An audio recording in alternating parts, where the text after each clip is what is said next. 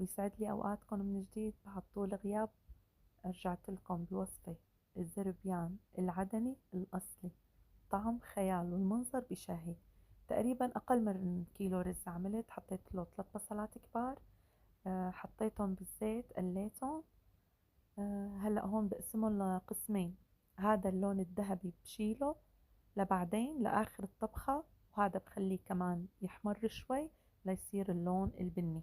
بالنسبة للبهارات: هيل، كبش قرنفل، قرفة، بزر كزبرة، فلفل أسود وكمون. بحمصهم شوي على النار، ما بدي أقولكن ريحتهم قديش حلوة هون بهاي المرحلة. بعدين بطحنهم.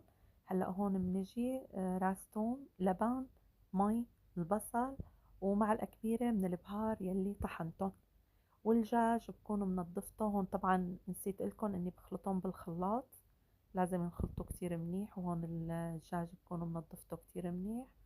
والخلطة اللي خلطتها بحطها فوقهم وبتبلون كتير منيح. وطبعا ما بتنسوا الملح، ركزوا ملحة حسب ما انتو بتحبوا.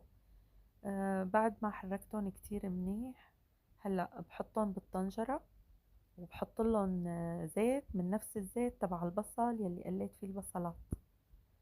وهون بتركهم فترة كتير منيحة على النار لحتى يستووا. طبعا ما بدهم غير كاسة مي، لا أكتر ولا أقل. حطيتهم على النار هادي تقريبا شي ساعة. وبهي المرحلة فيكن كمان تحطوا لها بطاطا، أنا ما حطيت لها، وحطيت لها فحمة وغطيتها لحتى يستوي الدجاج. هون بهي المرحلة كمان بنحط مي. بنحط البهارات اللي بتحبوها، وبتغسلوا الرز كتير منيح وبتسلقوه. وبعد ما انسلق 3/4 السلق تقريبا بحطه فوق الطبخة، وبتحطوا مية الزعفران إذا حبيتوا، هي البصل، وبعدين فحمة وبالعافية.